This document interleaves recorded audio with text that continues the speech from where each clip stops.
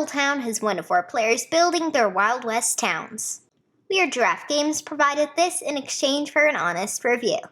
There are 4 different town carts: Easy, Hard, Dueling Streets, and Cactus, each with a different building guide. I'll explain later why you'll want to follow these, but you won't be punished if you don't.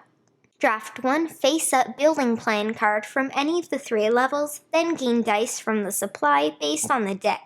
Roll gain dice in the included dice tower. They keep their pip values, although some abilities may allow you to change them later.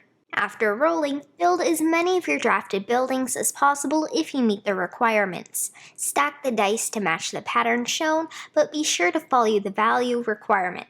This might require you to add a certain value, in sequence use only odd numbers, and so on. If your dice can't fulfill the building requirement, manipulate them with your horse card or constructed buildings.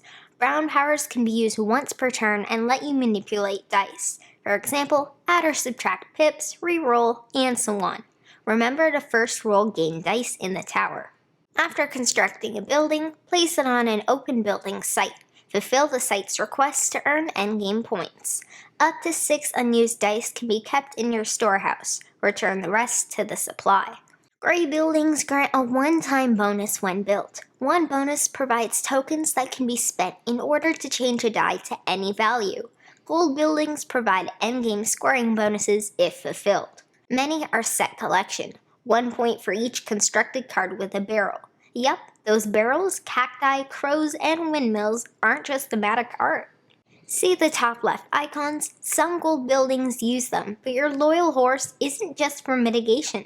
The back shows a private scoring goal. There are a few extra rules, but this gives you a general idea about how the game plays. When at least 2 dice supply pools have 2 or fewer dice remaining, the end is triggered. Finish so that everyone has had the same number of turns, and then add up your scores. The highest wins. Draft building plans, roll manipulate dice, and build the most valuable town. That's Tumbletown.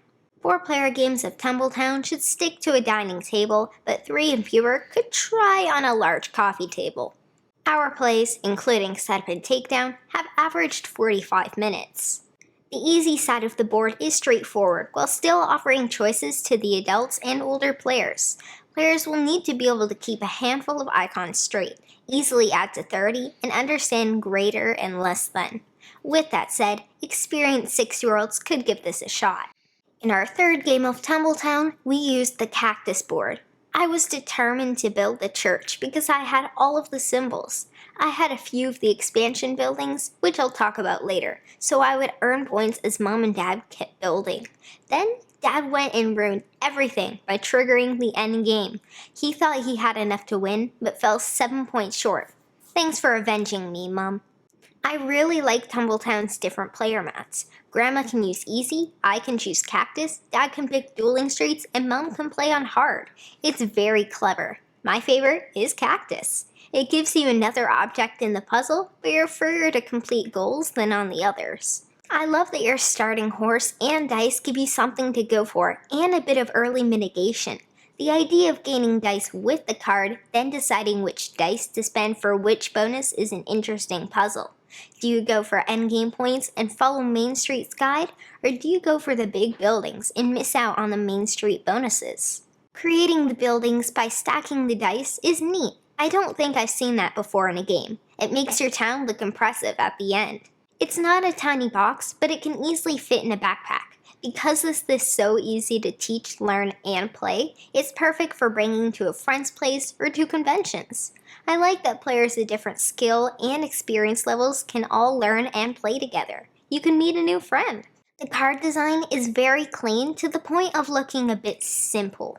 I wish the dice you gain were outlined in white or something. It can be quite hard to see the brown die against the brown background. I immediately understood every icon without needing to look at the reference, aside from reroll. The scoring sheet background is really busy though. The art should have been faded to see things clearer. Finally, the box insert is actually amazing.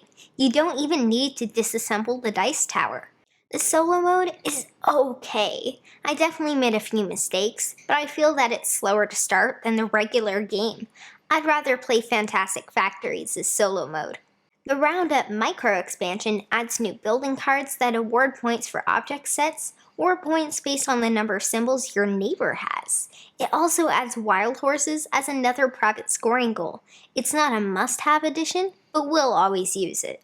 Tumbletown has dice and card drafting, so be aware that there's a sizable amount of luck. You can hate draft, so players must also be aware of that. There is plenty of mitigation, but it depends on the cards and player choices. The randomness does make this replayable though. I personally would still suggest Fantastic Factories over this, but I would pick this over Dice City.